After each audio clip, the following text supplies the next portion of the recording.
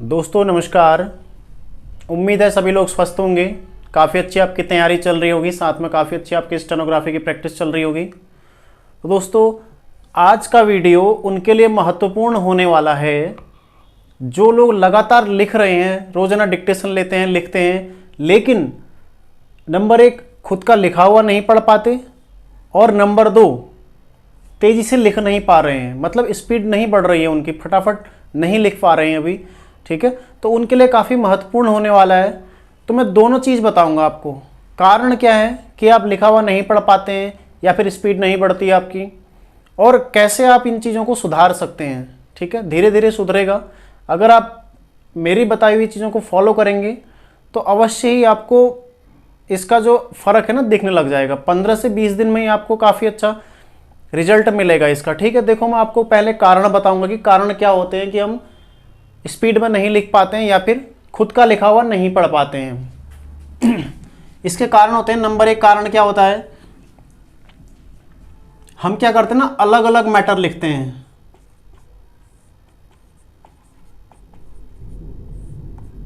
अलग अलग मैटर लिखना इसका सबसे पहला कारण है। हम क्या सोचते हैं कि स्पीड बढ़ानी है तो अलग अलग मैटर को लिखो और फटाफट से स्पीड आ जाएगी, ऐसा नहीं होता है। ठीक है, ये पहला कारण है कि आप अलग अलग मैटर लिख रहे हैं। ठीक है, एक आपने डिक्टेशन लिया, दैनिक जागरण संपादकीय, फिर आपने कोई दूसरा संपादकीय, तीसरा, इस तरह से आप एक दिन में ही 7-8 मैटर लिख लेते हैं। ठीक है, तो ये अलग, ये पहला हो गया।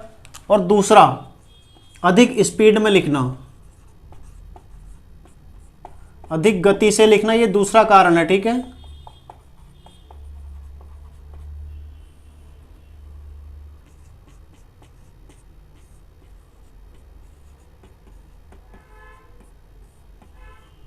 गति न बढ़ने के कारण में देख रहे हैं हम, पहला कारण क्या है कि हम अलग अलग मैटर लिख रहे हैं, दूसरा कारण क्या है, हम अधिक स्पीड से लिख रहे हैं। मतलब यदि हम 70 आसानी से लिख रहे हैं तो हम जबरदस्ती 80 का मैटर लिखने लग जाते हैं कि नहीं, हम जितना ज़्यादा तेज़ी से लिखेंगे उतनी तेज़ी से स्पीड बढ़ेगी।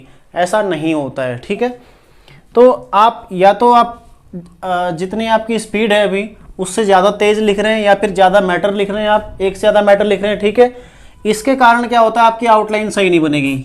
अगर आप अधिक गति से लिख लें तो फिर आउटलाइन सही नहीं बनेगी। ठीक है, आउटलाइन आपकी खराब बनने लगेगी। ठीक है, आउटलाइन सही ना बन पाना,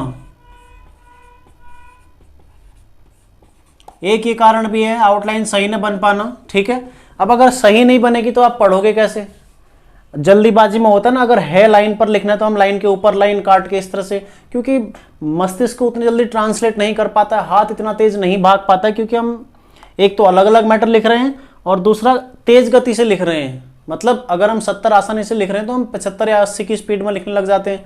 ठीक है, तो ये एक और महत्वपूर्ण कारण है कि आप गति नहीं बढ़ रही है आपकी। इसमें क्या है, आउटलाइन सही से नहीं बन पाएगी। अगर आप आवश्यकता से अधिक गति से लिख रहे हैं तो आवश्यकता से अधिक गति से लिखने से आपकी आउटलाइन सही नहीं बनेगी, जिसको आप जाहिर है नहीं पढ़ पाएंगे। ठीक है, उदाहरण देखिए, अगर मैं बताऊं आपको, यदि मैं लिखूं यह काम किया जा सकता है, अगर अच्छी तरह लिखूं, जितनी मेरी सामान्य स्पीड है अगर उसमें लिखूंगा तो आसानी से पढ़ा जाएगा। ये मेरी सामान्य स्पीड है जो आसानी से पढ़ने में आ रहा है। अब अगर मैं इसी को बढ़ाने की सोचूं ना,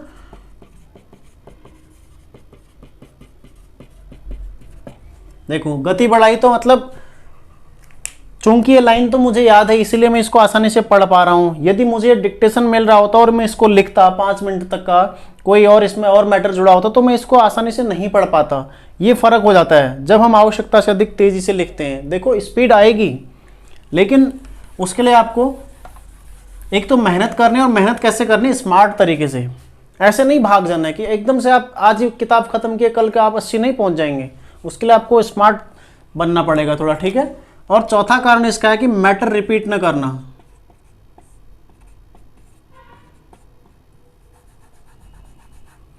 मैटर रिपीट न करना,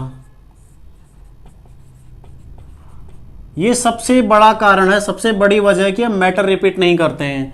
मान लिया जाए आप दैनिक जागरण संपादकीय लिखते हैं रोजाना, ठीक है, तो आप उसको ना देख कर लिख रहे हैं और ना रिपीट कर रहे हैं। ठीक है, और पांचवा होता है देख कर न लिखना।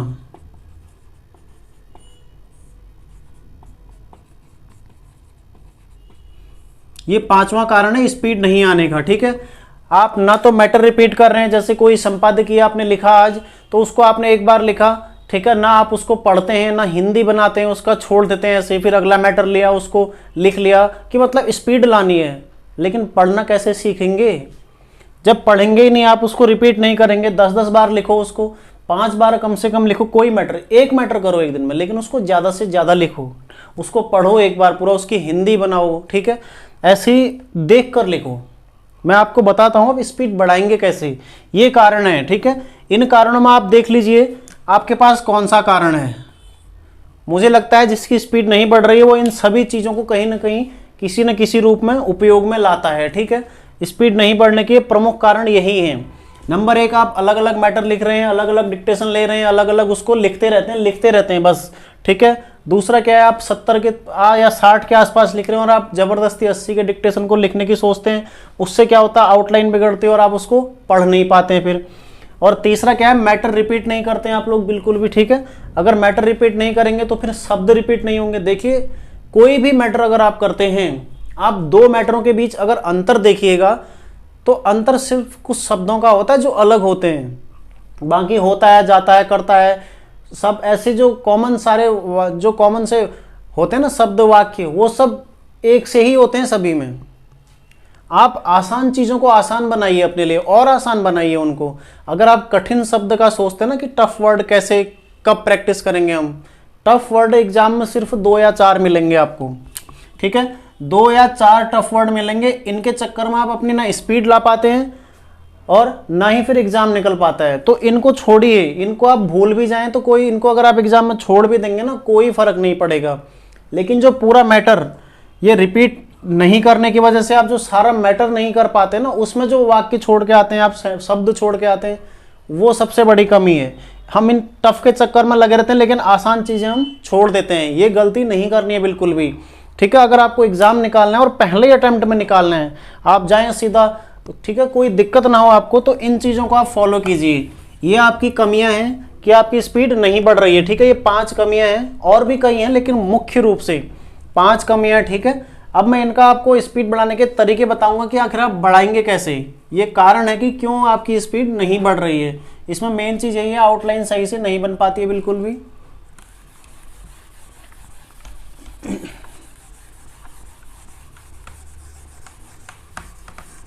देखते हैं अब कि आखिर स्पीड बढ़ेगी कैसे। ठीक है, गति कैसे बढ़ाएं।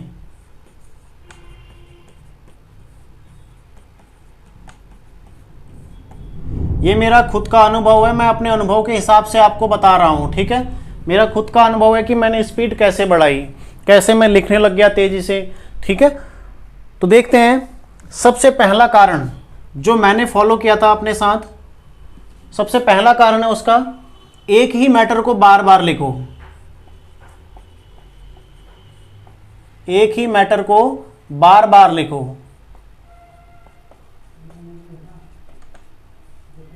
आपको मैं इसको समझाऊंगा पूरा एक साथ। ठीक है, दूसरा है, एक बार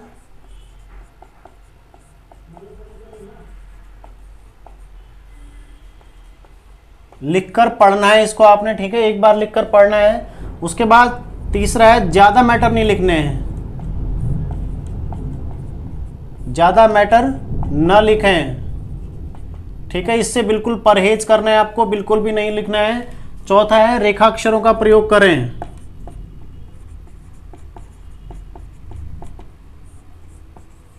रेखाक्षरों का प्रयोग, ये कैसे रेखाक्षर हैं, जो यूनिक आउटलाइन है। ठीक है, जो 4-5 शब्दों को एक साथ जोड़ दे, या जो किसी वाक्य को एक ही रेखाक्षर में बना दे, इस तरह के रेखाक्षरों का आपको प्रयोग करना है ज्यादा से ज्यादा। देखो, जब आप देखकर लिखेंगे उसमें इस तरह के रेखाक्षरों का प्रयोग करेंगे, तभी आप उसको एग्जाम में भी पढ़ पाएंगे। अब आप देखकर ही इनको अगर प्रैक्टिस नहीं करेंगे तो स्पीड कैसे आएगी। और 5वां, किसी भी मैटर को पहले देखकर लिखो, देखकर लिखें। ठीक है, ये स्पीड बढ़ाने के तरीके हैं। देखो, अब मैं इनको बताता हूं, आपको विस्तार करता हूं इसका कैसे। नंबर 1, किसी भी मैटर को बार बार लिखो। कैसे? सबसे पहले मान लिया जाए मैं आपको दैनिक जागरण की संपादकीय के बारे में ही बता दूं कि आपने दैनिक जागरण की संपादकीय ली, ठीक है, उसको पूरा लिख लिया, एक बार लिख लिया। और उसकी अब हिंदी बनाइए आप लोग, ठीक है। हिंदी बनाइए, कंप्यूटर में टाइप कर लीजिए, हाथ से लिख लीजिए, हिंदी बनाकर उसको मिलाइए, आपकी कितनी गलतियां हैं, ठीक है। उन गलतियों के पश्चात उन गलतियों को देखो कहां पर हुई, कौन सा शब्द आप नहीं पढ़ पाई। जो जो शब्द आप नहीं पढ़ पाए उसको टिक करो, अंडरलाइन करो और उसको कम से कम 10-10 बार प्रैक्टिस करो, ठीक है। उसका रेखाक्षर बना के उसको 10-10 बार प्रैक्टिस करो। फिर क्या करना है आपको, उसी मैटर को जो आपने देखकर लिखा था मैटर, इसी मैटर को कम से कम 5 से 6 बार लिखो। एक दिन के लिए इतना काफ़ी है। आपको कोई दूसरा मैटर रिवाइज करने की या दूसरा मैटर बार बार लिखने की, अलग अलग मैटर लिखने की आवश्यकता बिल्कुल नहीं पड़ेगी। उसी मैटर को कम से कम 5-6 बार लिखकर आप लोग छोड़ दीजिए। आज के लिए इतना मेहनत काफ़ी है, ठीक है। इतने में ही छोड़ दीजिए उसको। अगले दिन फिर दूसरा संपादकीय लीजिए, उसको लिखिए, हिंदी करिए, फिर हिंदी में लाइए, फिर 5-6 बार लिखिए और छोड़ दीजिए, बस, ठीक है। दूसरा है, एक बार लिखकर पढ़ना जरूर है आपने, या तो लिखकर हिंदी बना लो या पढ़ लो, कोई भी एक काम इसमें से आप कर सकते हो, ठीक है। कोई भी एक काम करना है, या तो लिख लो या फिर पढ़ लो, या तो हिंदी बना लो मतलब टाइप कर लो, या फिर हाथ से लिख लो हिंदी, या फिर पढ़ लो उसको, ठीक है। और तीसरा है, ज्यादा मैटर बिल्कुल नहीं लिखने हैं आपने। ऐसा नहीं कि आपने दैनिक जागरण का भी ले लिया, जनसत्ता भी ले लिया, हिंदुस्तान भी ले लिया, अमर उजाला, राष्ट्रीय सहारा, 5-6 पेपर आपने ले लिया, सबकी एक एक संपादकीय आप लिख रहे हैं, रोजाना डिक्टेशन ले रहे हैं उनका तेजी से, ठीक है। ऐसा नहीं करना, ये गलती बिल्कुल नहीं करनी है आपको, इससे बिल्कुल परहेज करना है, ठीक है। और यूनिक आउटलाइंस का प्रयोग कीजिए। जैसे मैंने आपको मेरे चैनल पर भी मैंने एक प्लेलिस्ट बनाई हुई है यूनिक आउटलाइंस करके, उसमें जा रहा है, जा सकता है कि बता रखी है अभी मैंने, ठीक है। तो ज्यादा से ज्यादा आप लोगों को क्या करना है, ऐसे रेखाक्षरों का प्रयोग करना है जो किसी वाक्य को, पूरे वाक्य को, या फिर 2, 3, 4, 5 ऐसे शब्दों को एक ही रेखाक्षर में लिख सकें। जैसे किया जा सकता है, जा रहा है, ऐसी कई सारी आउटलाइन ऐसी बन जाती हैं। मैं आपको उस प्लेलिस्ट के माध्यम से बताते ही रहूंगा, यूनिक आउटलाइंस देता रहूंगा, ठीक है। तो आप लोगों को क्या करना है, रेखाक्षरों का, ऐसे रेखाक्षरों का प्रयोग करना है जो ज्यादा से ज्यादा शब्दों को एक ही रेखाक्षर में लिख सकें, ठीक है। और उन्हें पढ़ना और लिखना कैसे, देखो अभी आप लिखेंगे, आपको प्रैक्टिस करना है। जब आप मैटर लिख रहे हो, अगर वहां पर वो आउटलाइन आए तो आपको उसको प्रैक्टिस करना है। जब आप 5 बार उस मैटर को लिखेंगे, एक बार लिखकर पढ़ चुके होंगे, तो आप फिर कभी उस पर दिक्कत नहीं आएगी। हमेशा आप उसको पढ़ पाएंगे आसानी से और आसानी से लिख भी पाएंगे, ठीक है। और सबसे महत्वपूर्ण चीज है, देख कर लिखना है आपको। ये सबसे महत्वपूर्ण है, आपको देखकर लिखना है बस। जब तक आपका एग्जाम नहीं हो जाता, आपको सिर्फ और सिर्फ देखकर लिखना है। यदि आप देखकर ही कम से कम 70-80 की स्पीड में आप देखकर ही लिखने लग गए ना, तो आप डिक्टेशन 100+ लिखने लग जाएंगे, ठीक है।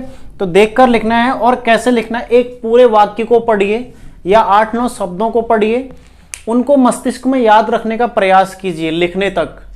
क्योंकि जब हम डिक्टेशन लेते हैं ना, तो हम कहीं ना कहीं 4 या 5 शब्द पीछे रहते हैं बोलने वाले से, तो यहां पर काम आएगा देखकर लिखना, ठीक है। इसके फायदे क्या हैं, देखो सबसे बड़ा फायदा तो इसका यही है, एक आपकी आउटलाइन सही बनेगी। जो भी आपकी आउटलाइन है वो सही बनेगी, क्योंकि आप देखकर लिखेंगे तो आउटलाइन अच्छे से बनाएंगे। आउटलाइन सही बनेगी तो आप अच्छा पढ़ पाएंगे, ठीक है। देखकर लिखने में अगर आपकी स्पीड बढ़ती है तो कहीं ना कहीं आपकी आउटलाइन भी अच्छी है, लेकिन स्पीड बढ़ रही है, ठीक है। तो आप जब डिक्टेशन लेंगे तब आपकी आउटलाइन अच्छी रहेगी और स्पीड क्या आपकी ज्यादा रहेगी। तो आपको देखकर लिखने पर फोकस करना है, ठीक है।